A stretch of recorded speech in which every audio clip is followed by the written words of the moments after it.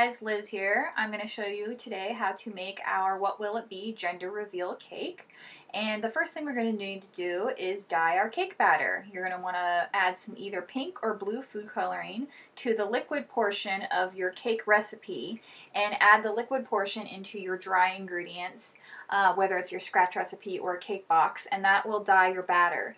If you try to just add some food coloring to your finished cake batter, there is a chance that you could over mix your cake, so you don't want to do that. So I have went ahead and added my electric pink Americolor gel to my liquids for my scratch recipe here, and I'm going to add that into my whipped up batter.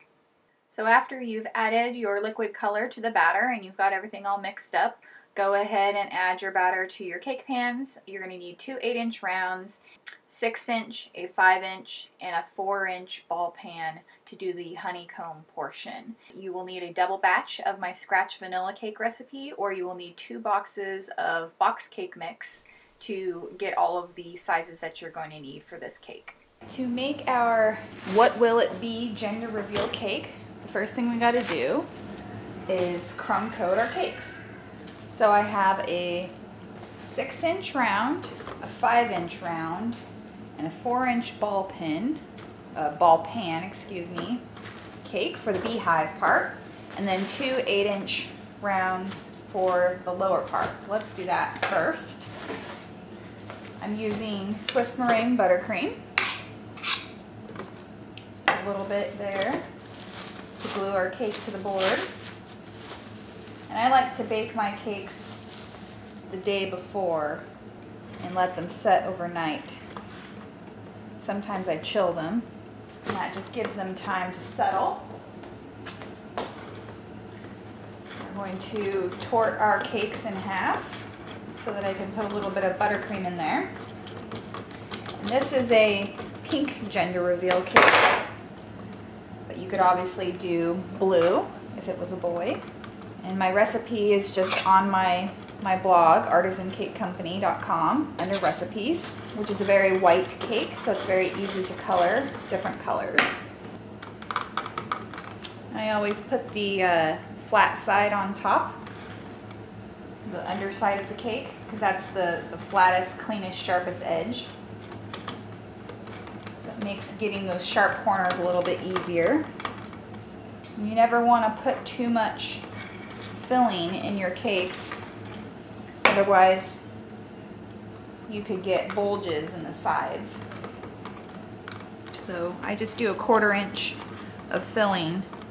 I cut my cakes in half, tort them so that there's plenty of filling to the ratio of cake, but because there's more layers, then I can make the filling not quite as thick, and then I don't have bulges. And we're just going to go around and press the buttercream into all the edges. This is called the crumb coat because it seals in the crumbs.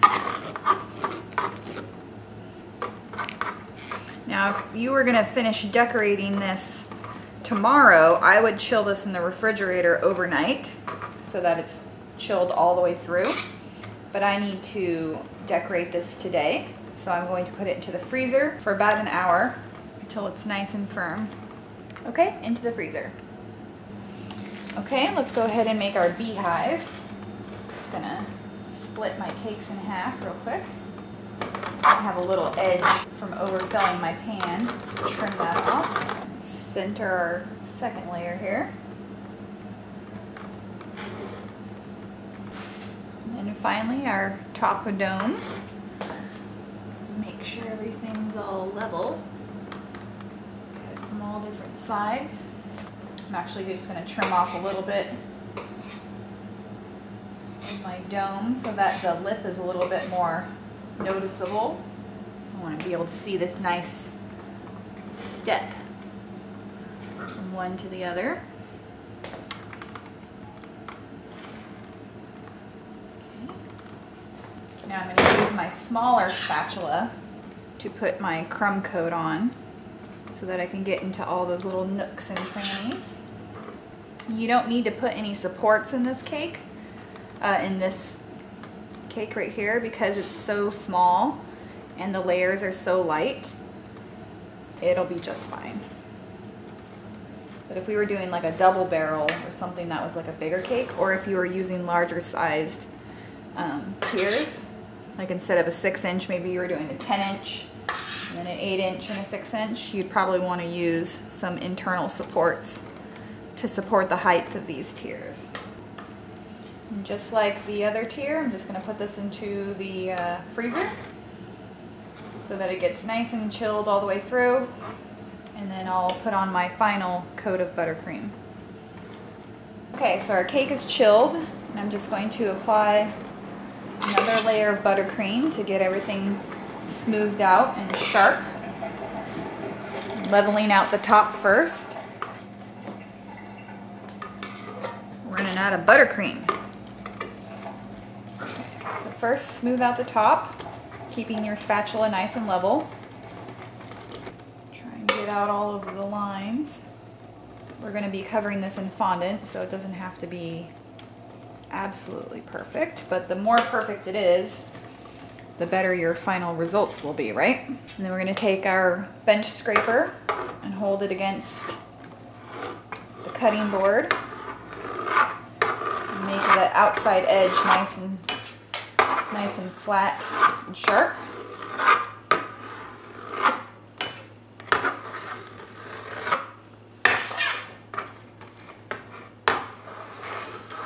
It's important to keep the bottom flat against the turntable so that you have nice straight sides.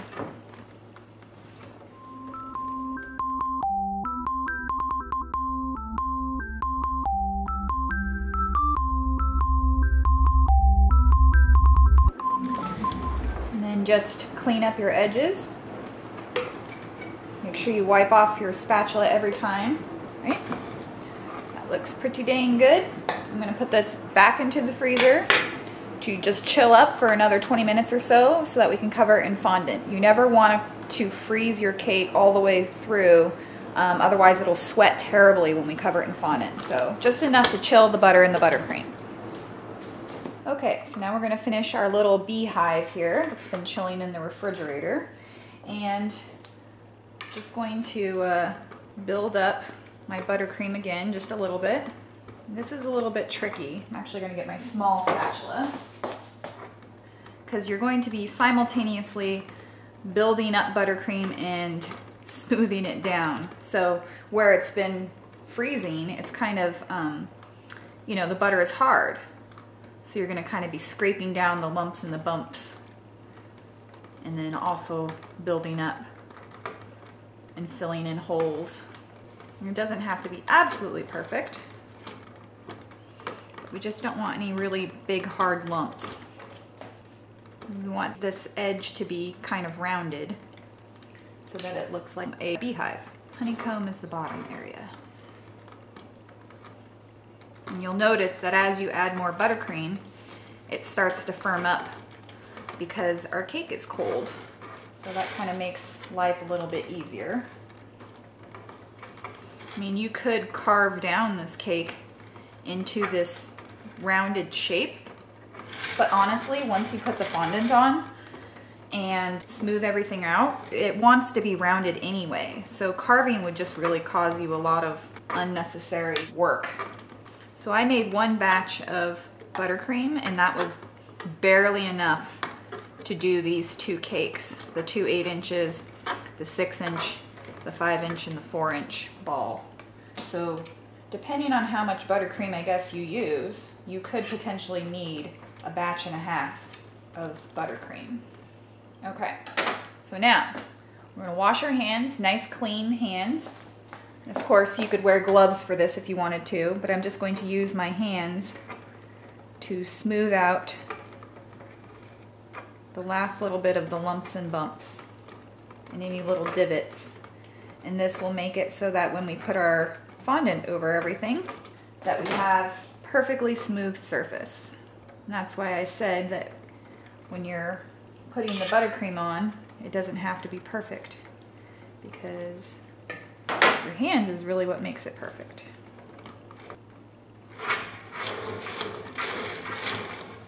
It's almost like pottery at this point. Kind of using the spinning of the turntable to put, like if this was a spinning wheel, that'd be actually really convenient.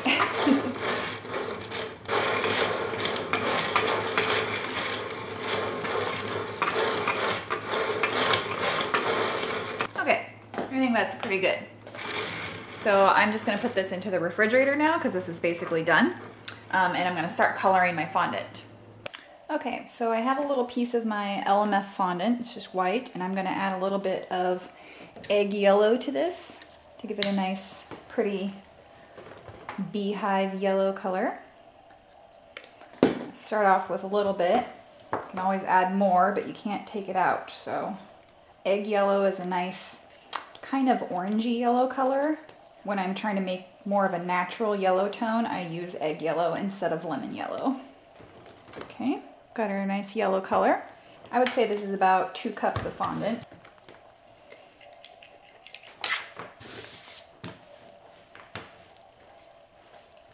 Roll this out to be about, I'd say, 1/16 of an inch. You know. This is going to go onto our beehive cake, and it's going to go on real easily. Grab our cake out of the fridge.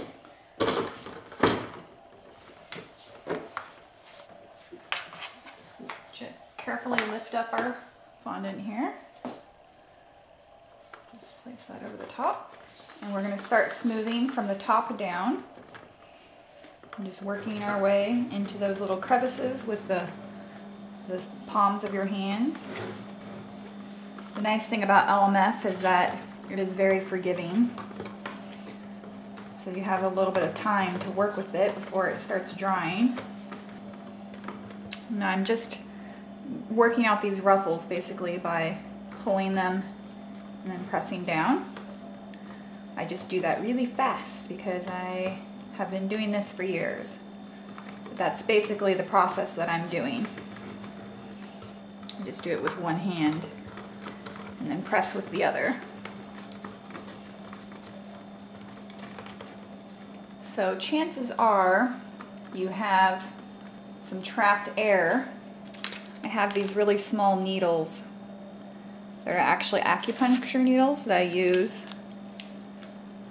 for popping air bubbles because they're so tiny. So I'm just going to set that there. And with your finger, just work the air around to one spot and then poke a hole, starting on one side. Work it around, and that helps the air escape, right? And then same spot. Oh. Our cute little beehive. You can use some fondant smoothers to kind of work out any little imperfections. Round out my corners a little bit more. I don't want this to look like a cake. You know, like a wedding cake stacked with sharp edges. I want it to be rounded. It's so cute. I love it. Okay, that looks pretty good to me. I'm going to take my X-Acto blade and just cut carefully around the bottom. The reason we do this part first is we're going to use this leftover yellow for the bottom tier, because I really don't like making lots of different colors and having tons of leftovers. So I try to combine and use my leftover fondant wherever possible. I'm just pushing down the bottom edge so that it's almost touching the turntable so that we don't have a big gap. And we are going to cover, you know, that little gap with a rope of fondant, but I don't want it to be too big. Okay. Put this guy back into the fridge while we're working on the other cake. Make sure you carefully keep track of your needles.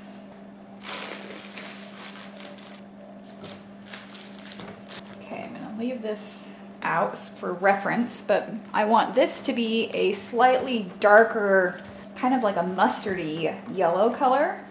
So I'm going to knead this together. Then I'm going to add another touch of my yellow. And now I'm going to add a touch of chocolate brown. And this is also how you would make kind of like a base fondant color for like gold, if you wanted to brush gold over this. So now we've got kind of this nice warm brown color.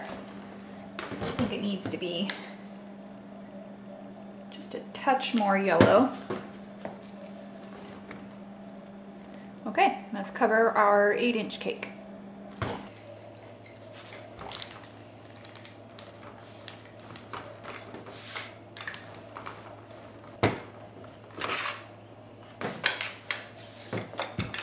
I like my fondant nice and thin. Roll it up onto the rolling pin. Use our smoother to work out all of the bubbles out of the top first. Bubble right there. I'm using powdered sugar to roll out my fondant. Some people use cornstarch. I feel like that dries out the fondant, but you know, that's just my preference. You can do whatever works for you. Use our smoothers to work out any imperfections. And we're going to trim off the excess. You don't have to do this part, but I really like a sharp edge. So I'm going to take my turntable extender. This is from sugarworks.com. And just place that right over the top. Lift up my whole cake board here and flip the whole thing over. And this doesn't hurt the cake at all. It's still stacked exactly how it was, except for now the board is on top. Just gonna bring this edge around. And then I'm gonna use my smoother to just push down that outside edge so that it gets really sharp. And this is part of how Jessica Harris does her tutorial on the upside down technique. But there's a whole, you know, buttercream part of it too. So if you're interested in learning how to use the upside down technique, if you don't already know, I highly recommend her Craftsy class, Clean and Simple Cake Designs by Jessica Harris on craftsy.com. Probably my favorite Craftsy class, and I have almost all of them, so that's saying something. Okay. I'm going to use my X-Acto blade.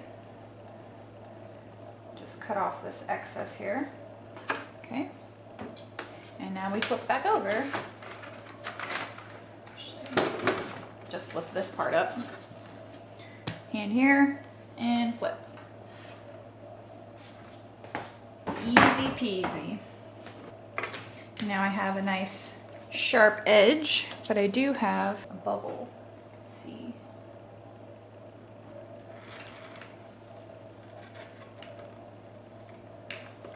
No bubbles. It's abnormally warm today, as you can see by this beautiful sunlight shining through. So my cake is a tiny bit sticky, you know, it's just a little bit sticky on the outside, but it's not, you know, stopping me from doing my work. You just got to kind of move quickly, and then once it comes to room temperature, it will be totally fine. I don't know why people try to stop condensation on their cakes, because that's just natural. I mean, it's part of chilling a cake. So we're going to be making our honeycomb texture for the outside of this cake. So I've got some light yellow fondant that I've added some Tylose powder to. And Tylose powder is just a gum that you add to gum paste or fondant to make it stiffen up. You could just leave this out for a few days to let it dry, but Tylose powder will make it dry quicker because it is marshmallow fondant. It wants to stay soft. So I'm going to roll this out in a big sheet, and we're going to start cutting our honeycombs. Okay, I'm going to start by rolling out my fondant with the Tylose in it. You could also use modeling chocolate if you wanted to for this part. I just prefer to use this. And I've got my honeycomb cutter here, and I would say this is about 2 inches. This is just a, let's see, 1, 2, 3, 4, 5, 6 hexagon. Yep, 2 inches. I'm good. 2-inch cutter, and that's going to be just exactly the right size that we need to space out our hexagons to make our honeycomb pattern. You want these to be fairly thin. You know, a lot of people say they don't like fondant and they don't like the taste of it, and I'm just a firm believer that people just handle fondant not the right way. It should not be thick. It should be very thin. It should be delicious. It should be something that if you wanted to eat it, you wouldn't be like, this is disgusting. How could anybody eat this, you know? We always roll our fondant nice and thin. We make sure that it tastes delicious by making our own or buying a high quality fondant. Okay, so this is very, very thin, as you can see. And it's going to nice layer of powdered sugar on both sides so that it doesn't stick to my surface as I'm cutting. And we're going to need about 30 of these hexagons, and we're going to let them dry for probably a couple hours. I'm just going to let these just sit here because I don't want to distort them. And then I'm going to move them to my tray over here to let them dry. And then we'll start assembling our hexagons onto the cake. Okay, so now we're going to make a couple of honeybee toppers for our little cake. And I've got some gum paste here that I've dyed yellow. Nice bright yellow, since we want our bees to stand out. And I'm just conditioning it with a little bit of shortening, vegetable fat, basically, white vegetable fat, so that our gum paste is nice and smooth. And we want to make our bees fairly small because our cake is not that big. So we're going to make a little, maybe about the size of a marble. Okay. Roll it into a ball, and then just going to form it into a teardrop. And 2 of my bees are going to be on the cake, and 2 of them are going to be flying, and 1 of them is going to be just at the base because I believe in odd numbers. So for our 2 bees that are going on the cake, I'm just going to take a piece of floral wire and hook it and just thread that down. I'm not going to really worry about that little indentation because he's going to have wings that are going to go right there. Right. Make another one exactly the same way. And the reason I'm using gum paste is so that gum paste is really light, and it'll dry really lightweight, and it'll be really firm.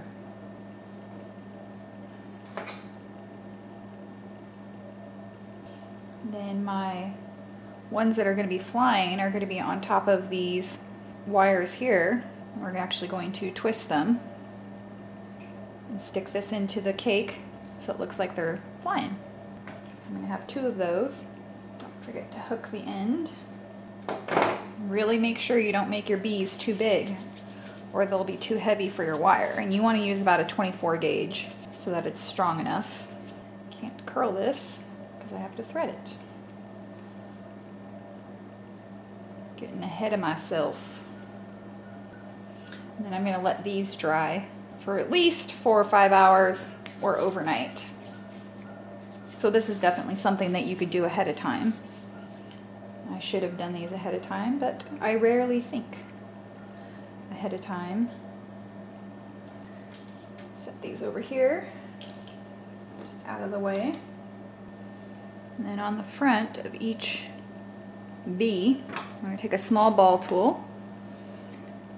Let's see here. And just put 2 little holes. Try not to make it stick.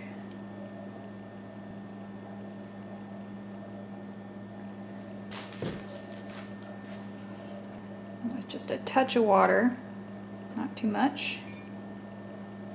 Oh, it's almost too much. Just going to take a very little bit of black fondant. Just press that right in there. This one doesn't need a wire because he's going to be sitting at the bottom of the cake. Right in the center. That will make the eyes really cute. Because I don't know if you knew this or not, but when you have eyes that are in the middle of the head and they're wide set, it just makes whatever it is you're making look very adorable. It's like a rule or something. We're gonna let these dry for at least 4 or 5 hours, or overnight is best, unless you're like me and you are doing things the same day.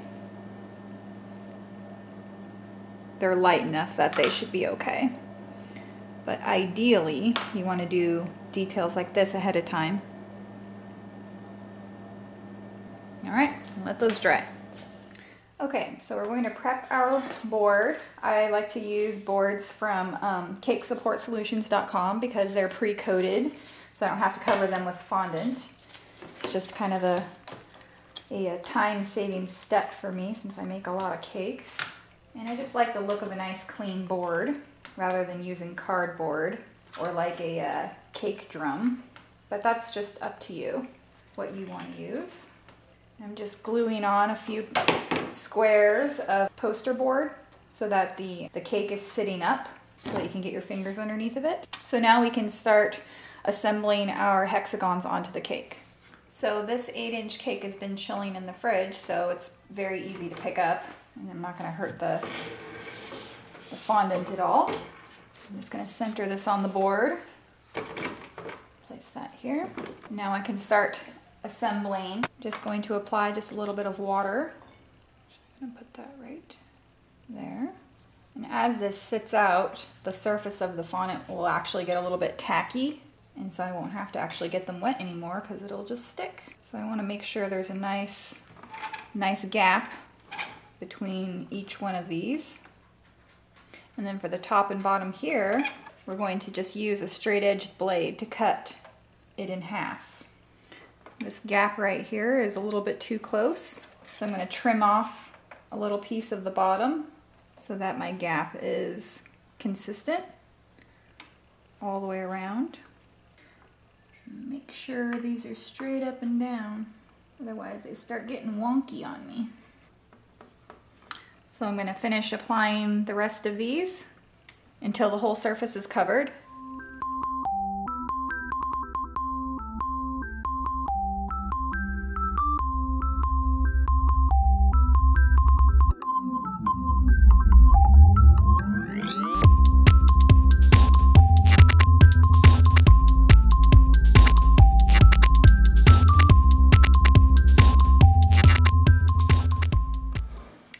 This gap right here in the back. So basically what we need to do is go back and fudge a couple of these layers, stretch them out a little bit, put a little bit more space in between to make up for that. So this way you can put the area that has the space in the back so that really nobody will probably notice. I mean, nobody's going to be really looking at the spacing that closely. So when you look on this side, it looks normal, and if you look on this side, it looks normal. So it's a little bit of a cheat when you're doing this kind of design. So for the border, I'm just going to roll out a long skinny snake with my light yellow fondant to just kind of finish the bottom edge. Just going to put a little water down there, make sure it all sticks. And I'm going to make sure that I start my seam in the back.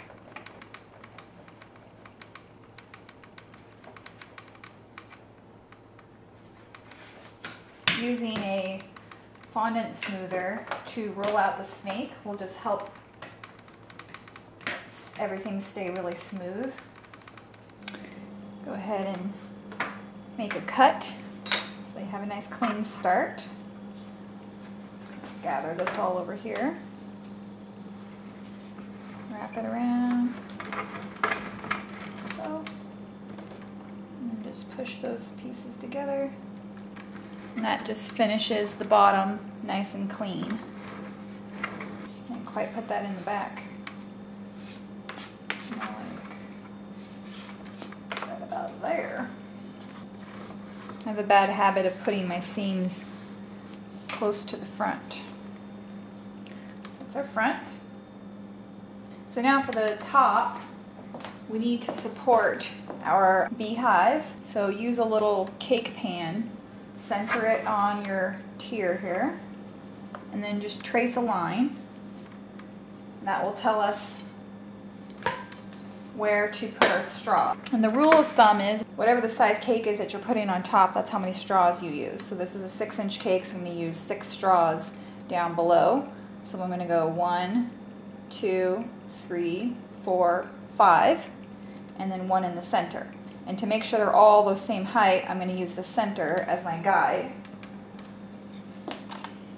Mark with my finger and cut. And then make sure all my other straws are exactly the same height without making them go flying all over the place. One more. And I actually would deliver a small cake like this stacked because it is stable. But if you wanted to deliver it unstacked, you could do that. Go. Doesn't that look adorable? Cute little beehive cake. And then we're going to roll another rope for around the base of this one. But before I do that, I'm just going to, let's see, where's my back? Okay, this is the back. So this is the front right here. We're going to make a little spot for where the bees go in and out of their hive. Just going to take a small amount of fondant and roll it out. And then take a circle cutter. Just like that. Clean up my edges. And I'm just going to cut just a little bit off the bottom. I'm going to put that right there. It's the little entrance to the beehive. Now I'm going to finish with another piece of fondant to go around the beehive.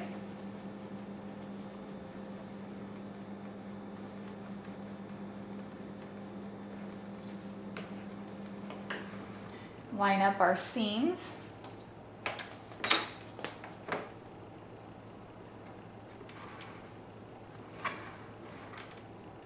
I'm going to cut this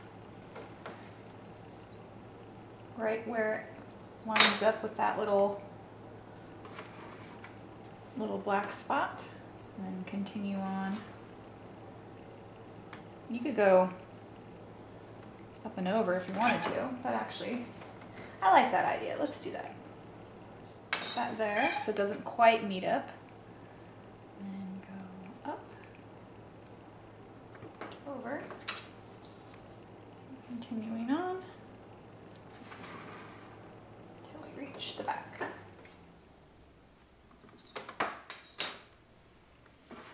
Okay, very cute. So for the front of the cake here, I want there to be a little banner that says, "What will it be?" So I'm going to make that out of black and measure just, let me see, about 4 inches. Just going to cut this into square-ish and then a rectangle.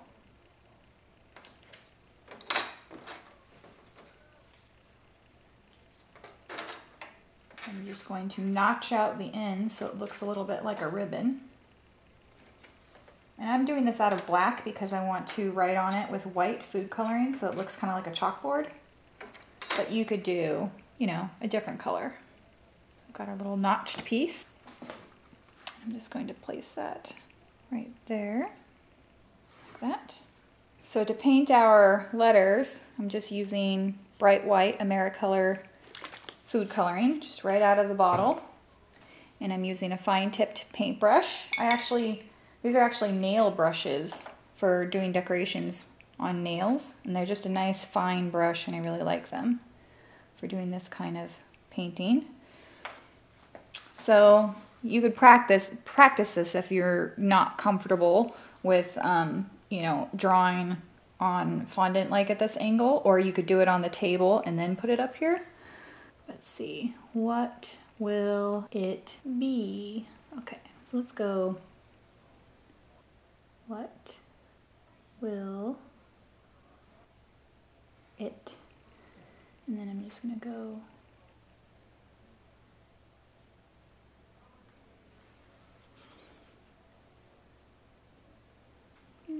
feel like I have a little bit too much space on one side, so I'm going to just gonna trim down so it's a little bit more centered. So it looks like I painted this just so centered. Careful not to smudge. Oops, see? I said careful not to smudge and then I smudged it. Now I've got to repaint over that spot. Make sure all of our letters are about the same height.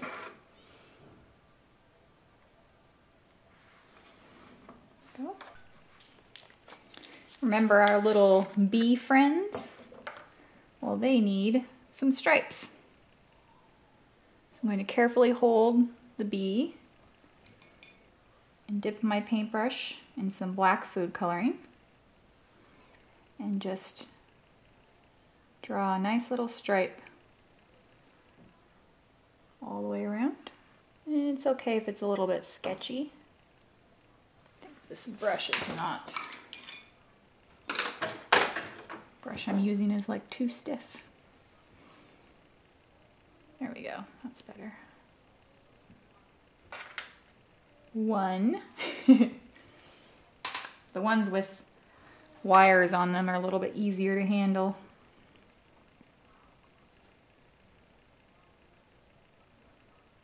And I'm going to paint a little tiny smile on him. Little cute little bee smile.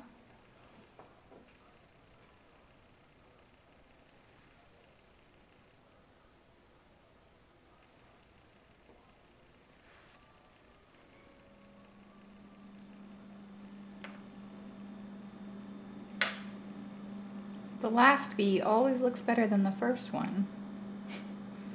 Because I'm like learn good technique as I go. It's the cutest one yet.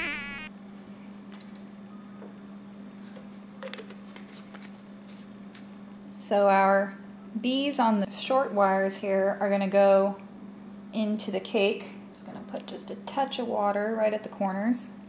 And I'm just going to hold the wire with a pair of needle nose pliers so that I can kind of easily insert him without squishing him and without touching my paint job. Put him up that way. And then for the wings, we're going to use wafer paper. Go ahead and cut a strip off. Fold it in half. Fold a little part of it in half, I should say. And we're just going to cut a little double set of wings here. Just like that. See? Easy. And I'm going to glue this with just a touch of piping gel right over that spot where the wire goes into the bee. Just hold that there for a second.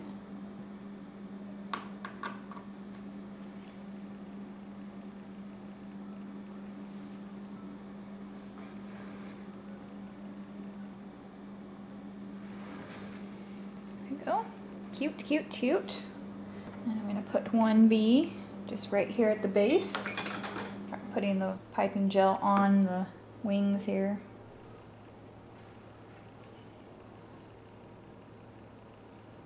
Let's hold that until it sticks.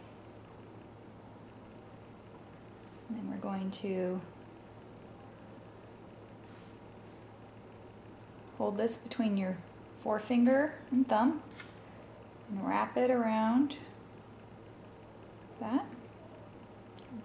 Get it kind of straight up and down here, and then we're going to stick that into the cake.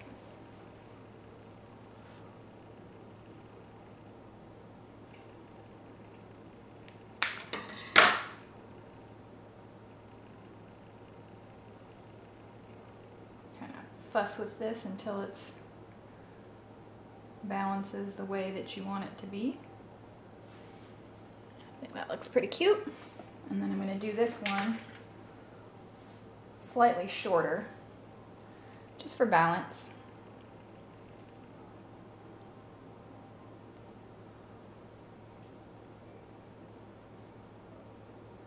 Oops. Losing the wings. Gotta be patient.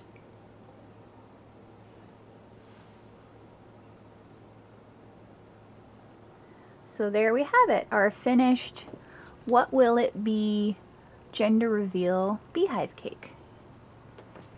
I hope you guys enjoyed this tutorial and that you learned a lot. Thank you so much for purchasing or being a Patreon. I'm Liz Merrick, and I'll see you guys next time.